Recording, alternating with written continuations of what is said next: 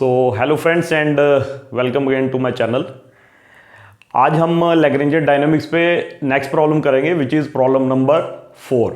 ठीक है, और इस प्रॉब्लम में हम लोग क्या करेंगे, जो सिंपल पेंडुलम है, सिंपल पेंडुलम को का हम equation of motion find out करेंगे, लेकिन करेंगे कैसे, लैग्रेंजियन डायनामिक्स को यूज़ करके। ठीक है, न्यूटोनियन मैकेनिक्स को यूज़ करके भी किया जा सकता है ना, जैसा आपको पता है, आपने 11th क्लास में पक्का पढ़ा होगा। लेकिन हम लोग इस वीडियो में लैग्रेंजियन डायनामिक्स को यूज़ करके इस प्रॉब्लम को सॉल्व करेंगे। ठीक है, तो कंसीडर करते हैं कि एक सिंपल पेंडुलम है। मान लीजिए ये एक रिजिड सपोर्ट है। रिजिड सपोर्ट मतलब, ठीक आपको पता है, रिजिड का मतलब होता है जिसका साइज और शेप चेंज ना कर सके हम। ठीक है, इसके साथ हमने क्या किया, एक हमारे पास स्ट्रिंग है। तो अगर हमने सिंपल पेंडुलम बोला तो इसका मतलब स्ट्रिंग मासलेस है, पहली बात। इनएक्सटेंसिबल है, मतलब उसकी लेंथ चेंज नहीं हो रही है, और मासलेस भी है। ठीक है, और ये जो सपोर्ट है ये रिजिड होना चाहिए। ठीक है, तीन चीज। और चौथी चीज ये है कि जो बॉब है ना, वो एक पॉइंट ऑब्जेक्ट होना चाहिए। अगर ये पॉइंट ऑब्जेक्ट नहीं होगा तो ये फिर बन जाएगा कंपाउंड पेंडुलम, जो कि नेक्स्ट वीडियो में हम करेंगे। ठीक है, तो मान लीजिए स्ट्रिंग है, स्ट्रिंग की लेंथ L है, और ये बॉब है जिसका मास M है। ठीक है, और ये लेवल हमने मान लिया जिस लेवल पे हमारी जो पोटेंशियल एनर्जी जीरो है, इस लेवल पे मान लेते हैं। ठीक है, आपको पता है कि पोटेंशियल एनर्जी का जो जीरो है वो आप कहीं भी ले सकते हो, पोटेंशियल का, है ना। ठीक, अब मान लीजिए कि मैं इसको थोड़ा सा धक्का देता हूं तो ये ऑसिलेट करते करते यहां पहुंच जाएगा। मान लीजिए ये इसकी पोजीशन है जब ये ऊपर को जा रहा था, जब ये इधर को जा रहा था। वैसे और आगे भी जा सकता था, लेकिन मैंने इसको एक किसी पर्टिकुलर टाइम पे इसकी पोजीशन देखी, वो पोजीशन ये है। ठीक है, अगर ये एल है तो ये भी एल ही होगा, है ना। ये तो एक तरह का रेडियस ही है, थोड़ा सा नीचे आएगा शायद। हाँ, ठीक है, लेट करते हैं कि जब ये ऊपर को जा रहा था तब इसने थीटा एंगल बनाया था यहां पे। ठीक है, अगर आप ऐसे देखो कि इधर को एक्स एक्सिस ले लो, इधर को वाई एक्सिस ले लो, तो आप ध्यान से देखोगे तो ये प्रॉब्लम देखा जाए तो 2D में भी किया जा सकती है। यानी कि अगर एक्स कोऑर्डिनेट और वाई कोऑर्डिनेट को लिया जाए तो 2D में प्रॉब्लम हो सकती है। लेकिन जब हम लैग्रेंजियन डायनामिक्स अप्लाई करते हैं तो हमारी हम ये करना चाहते हैं कि कम से कम कोऑर्डिनेट हो, जो जर्नलाइज कोऑर्डिनेट हम यूज करते हैं।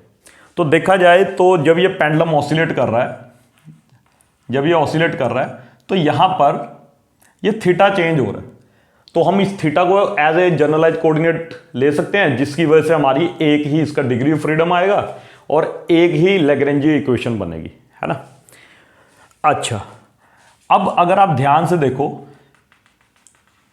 तो ये थोड़ी सी हाइट तो अटेन कर चुका है। लेट करते हैं ये हाइट कितनी अटेन कर चुका है, h हाइट अटेन कर चुका है। ठीक है, और इस समय इसकी जो स्पीड है ना, इसकी जो वेलोसिटी है, वो मान लीजिए इस पॉइंट पे v है इसकी वेलोसिटी। ठीक है, v वेलोसिटी है। तो अब हमें, आपको पता है, दो चीजें चाहिए। सबसे पहले चाहिए हमारे को काइनेटिक एनर्जी।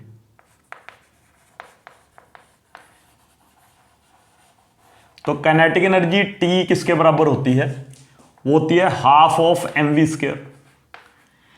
अब हमने ये प्रॉब्लम इस थीटा की फॉर्म में, हमने इसको जनरलाइज कोऑर्डिनेट ले लिया, तो इसकी फॉर्म में लिखने पड़ेगा।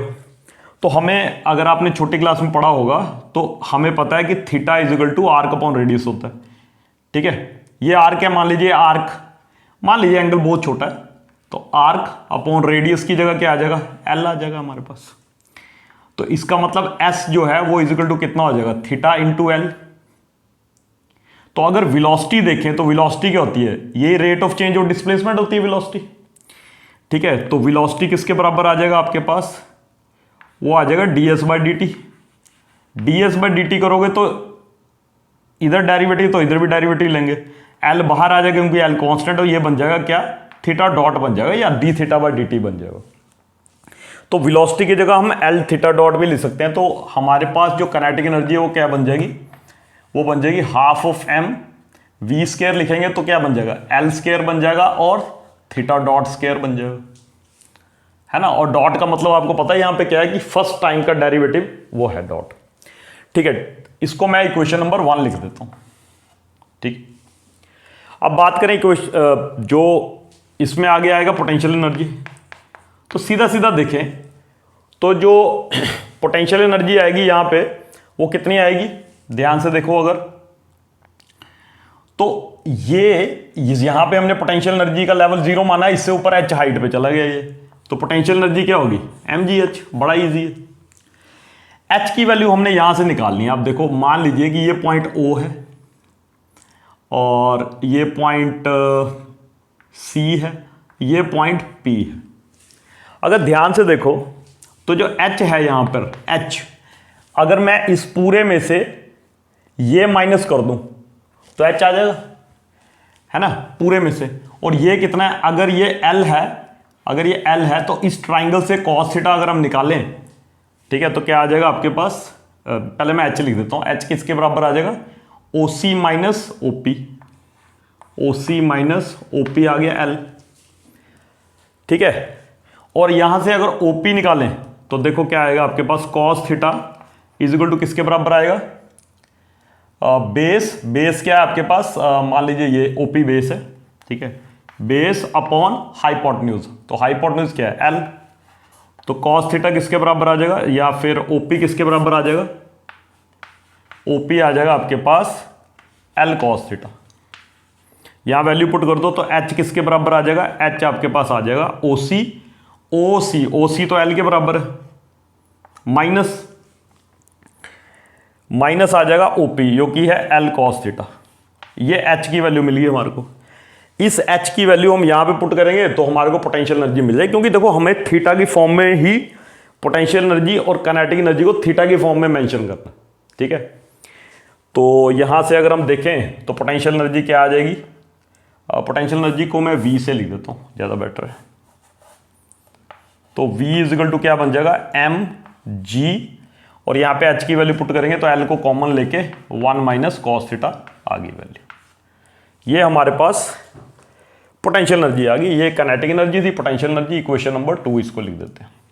आई होप आपको सब समझ में आ रहा होगा। कोई गलती होगी तो आप कमेंट सेक्शन में मेरे को बता दीजिएगा, क्योंकि बोर्ड पे गलती हो जाती कई बार।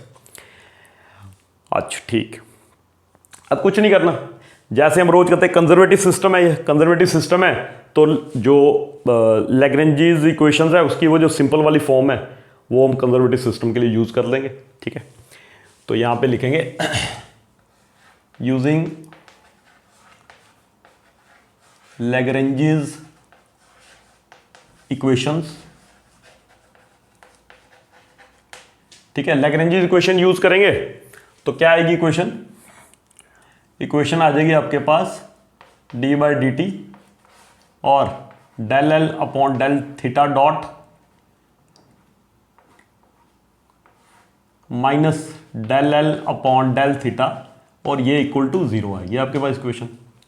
L आपको पता है लैग्रेंजियन होता है ना, और लैग्रेंजियन इस किसके बराबर होता है, L is equal to T minus V के बराबर। तो L इज इक्वल टू कितना हो जाएगा, T हमारे पास है half of m L square theta dot square, और ये कहीं स्क्रीन से बाहर ना चला जाए, आई गेस आ ही जाएगा, या नीचे लिख देता हूं, प्लस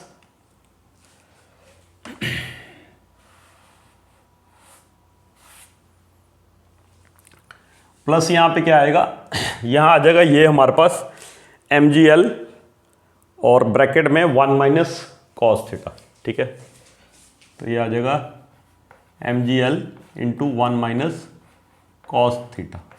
ठीक है, अब हमने क्या करना, कुछ नहीं करना। यहां पे पहले फर्स्ट ये डेरिवेटिव ले लो इसका थीटा डॉट के हिसाब से, फिर डेरिवेटिव ले लो थीटा के हिसाब से, फिर इस इक्वेशन में पुट कर देंगे और हमारे पास लैग्रेंजियन जो इसकी इक्वेशन ऑफ मोशन है वो आ जाएगी। ठीक है, करते हैं पुट। तो del L upon del theta अगर निकालेंगे तो क्या आएगा, देखिए del L upon del theta निकालेंगे तो थीटा डॉट का डेरिवेटिव, थीटा डॉट स्क्वायर का डेरिवेटिव क्या आ जाएगा, 2 थीटा डॉट, 2 से 2 कैंसिल हो जाएगा, तो क्या बन जाएगा ml स्क्वायर थीटा डॉट, है ना। ये तो बढ़िया आसान है। और दूसरा हमारे पास क्या आएगा, dl बाय डी थीटा। तो del L by del theta अगर करेंगे तो देखो इसमें देखो पहले जब हमने थीटा डॉट से डेरिवेटिव किया था तो यहाँ थीटा डॉट था नहीं, इसका होना नहीं था, इसका जीरो होना था मतलब, और इसका डेरिवेटिव किया वो आया। जब थीटा के विद रिस्पेक्ट टू डेरिवेट करेंगे, थीटा आप बोलोगे थीटा डॉट तो है, लेंगे थीटा डॉट तो अलग क्वांटिटी है ना, वो वेलोसिटी है ना, मतलब एंगुलर वेलोसिटी है। और यहाँ पे अगर आप देखोगे तो थीटा खाली थीटा तो यहीं पड़ा हुआ है। अब हमें पता है कि कॉस थीटा का जो डेरिवेटिव होता है वो होता है माइनस साइन थीटा, है ना। तो माइनस साइन थीटा एक माइनस है, तो अच्छा सॉरी मैंने यहां पे गलती कर दी, यहां माइनस आएगा, है ना। तो अगर इसका डेरिवेटिव लेंगे तो क्या आएगा, ये माइनस माइनस देखो mgl और mgl cos थीटा बनेगा ये, अगर अंदर जाएगा तो प्लस में है तो माइनस में आएगा, तो माइनस में क्या आ जाएगा आपके पास mgl sin थीटा, ठीक है जी, mgl sin थीटा। इन दोनों को मैं यहां पे पुट कर देता हूं तो क्या आएगा अब हमारे पास d बाई डी टी और साथ में ml स्क्वायर थीटा डॉट और माइनस है तो minus minus plus mgl sin theta is equal to 0। ठीक है जी। इसका अगला स्टेप क्या होगा, इसका डेरिवेटिव करेंगे तो m भी कांस्टेंट है, l भी कांस्टेंट है, तो क्या बन जाएगा ml square theta double dot बन जाएगा प्लस mgl sin थीटा। ठीक है जी। अच्छा मैं क्या करता हूं, पूरी इक्वेशन को राइट हैंड साइड और लेफ्ट हैंड साइड में ml स्क्वायर से डिवाइड कर देता हूं। इसको ml स्क्वायर से डिवाइड करूंगा तो ये आ जाएगा थीटा डबल डॉट, और अगर इसको मैं ml स्क्वायर से डिवाइड करूंगा m से m कैंसिल हो जाएगा, तो और नीचे g और g बाय एल आ जाएगा, ये g by L sine theta is equal to 0। अगर देखा जाए ना सही में तो यही इक्वेशन ऑफ मोशन, जो इक्वेशन ऑफ मोशन है देखा जाए तो यही है। लेकिन अब आपको पता है कि और क्या ये सिंपल हार्मोनिक मोशन की इक्वेशन है? नहीं, ये सिंपल हार्मोनिक मोशन की इक्वेशन नहीं है। एसएचएम की इक्वेशन अगर देखोगे आप तो एसएचएम की इक्वेशन ये होती है, मतलब अगर मान लो कोई एक्स कोई क्वांटिटी है जो टाइम के साथ चेंज हो रही है, तो D T square plus omega square X is equal to 0। ठीक है, मतलब यहां थीटा है तो यहां पे एक्स है। ये जर्नल इक्वेशन है, ये जर्नल इक्वेशन है एसएचएम की। ये एसएचएम की इक्वेशन इसलिए नहीं है, मान लीजिए ओमेगा स्क्वायर की जगह पे तो जी बाय एल आ गया, ठीक है। यहां थीटा है तो यहां पे ये भी सेकंड डेरिवेटिव है थीटा का, ये सेकंड डेरिवेटिव एक्स का है, तो यहां पे एक्स आ गया, वो भी ठीक है, वो भी मान ली हमने बात। लेकिन यहां पे अकेला एक्स होना चाहिए, यहां अकेला एक्स नहीं है, ये नॉन लीनियर इक्वेशन है, ठीक है। इसलिए जब यहां पे अगर यहां खाली एक्स है तो यहां पे खाली थीटा होना चाहिए था, बिकॉज यहां पे साइन थीटा, इसलिए हाँ ये ऑसिलेटरी मोशन की इक्वेशन तो है, लेकिन एसएचएम नहीं है। एसएचएम आपको पता है सबसे ज्यादा simple form of oscillatory motion होता है, और वो ये नहीं है, कॉम्प्लिकेटेड मोशन है, इतना है ऑसिलेटरी लेकिन, ठीक है। तो क्या किया जाए, तो किया यह जाए कि इफ थीटा इज स्मॉल, अगर स्मॉल थीटा हो, स्मॉल थीटा का मतलब यह है कि पेंडुलम को हमने जरा सा हल्का सा एम्पलीट्यूड से वाइब्रेट किया। अब हल्का सा कितना सा, कई टीचर बोलते हैं कि जी यार 1 डिग्री, कोई बोलता 2 डिग्री 5 डिग्री, ये इस बात पे डिपेंड करता है कि आपको एक्यूरेसी कितनी चाहिए असली में, ठीक है। आप कितनी एक्यूरेसी चाहते हैं उसके बेस के ऊपर है, ठीक है। ये मैं कोई वीडियो बनाऊंगा किसी दिन जिसमें बताऊंगा कि साइन थीटा को थीटा क्यों लिखते हैं, कॉस थीटा, अगर theta is very small, sine theta is approximately equal to theta, cos theta is approximately equal to 1 and tan theta is approximately equal to theta. क्यों होता है, ठीक है, वो करेंगे किस दिन बात। तो अगर थीटा छोटा है, तो छोटा थीटा है तो हम क्या लिख सकते हैं, साइन थीटा को अप्रोक्सीमेटली थीटा लिख सकते हैं। अब यहां पे लिख दीजिए, तो क्या बन जाएगा theta dot plus G by L. तो अब साइन थीटा की जगह थीटा लिख देंगे, लेकिन ये अप्रोक्सीमेशन है। अब देखिए, अब ये इक्वेशन और ये इक्वेशन एक ही जैसी है, सेम टू सेम, बस इतना सा फर्क है कि ओमेगा की जगह क्या आ गया, जी बाय एल आ गया, बस इतना ही है, कांस्टेंट हो, ठीक है। अब ये इक्वेशन एसएचएम की, ये SHM की इक्वेशन है।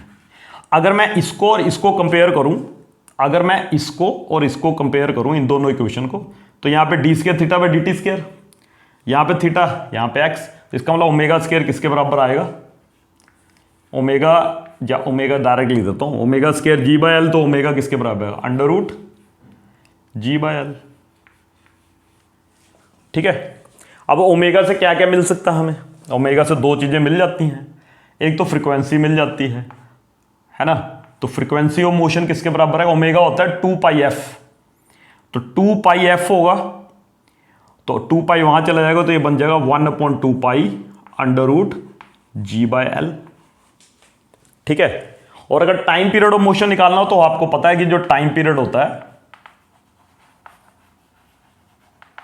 टाइम पीरियड जो होता है t, वो होता है 1 फ्रीक्वेंसी, फ्रीक्वेंसी का रेसिप्रोकल होता है, तो फ्रीक्वेंसी इसका रेसिप्रोकल करेंगे फ्रीक्वेंसी का, तो क्या मिलेगा हमारे पास, तो वो मिल जाएगा हमारे पास 2 pi under root L upon G. ठीक है जी। और ये वही टाइम पीरियड है जो 12th क्लास में न्यूटोनियन मैकेनिक्स लगा के हम लोग करते थे। ठीक है। तो हमने देखा कि यहां पे हमने कोई फोर्स का काम नहीं किया, कुछ ऐसी चीज नहीं की, बस सिंपल हमने एनर्जी कंसिडरेशन से ही ये प्रॉब्लम सारी सॉल्व कर दी। मैं मानता हूं बड़ी सिंपल प्रॉब्लम है, और आपको बहुत सारे वीडियोस मिल जाएंगे इसके ऊपर। आई होप कि यहां से भी आपको कुछ ना कुछ गेन हो, लेकिन आहिस्ता आहिस्ता हम थोड़ी और अच्छी थोड़ी मुश्किल प्रॉब्लम्स भी करेंगे। छोटी प्रॉब्लम्स हो सकता है कि लैग्रेंजियन से डायनामिक्स से थोड़ी सी मुश्किल हो जाए, लेकिन जो बहुत कई कॉम्प्लिकेटेड प्रॉब्लम्स हैं वो न्यूटोनियन मैकेनिक्स से तो करना बहुत ही ज़्यादा मुश्किल है, इसलिए वहाँ पे फिर लैग्रेंजियन डायनामिक्स हमारी बड़ी हेल्प करता है। तो लेकिन वहाँ तक प्रोसीड करते समय हम चाहते हैं कि थोड़ी जो फंडामेंटल प्रॉब्लम्स है उनको करते हुए जाएं। ठीक है। तो आई होप आपको ये प्रॉब्लम समझ आई होगी। अगर कोई गलती हो जाए तो यार प्लीज़ आई एम सॉरी, और कमेंट सेक्शन में मेरे को बता देना। ठीक है। और अगर गलती आप पकड़ रहे हो तो देन मतलब आप अच्छा पढ़ ही रहे हो। ठीक है।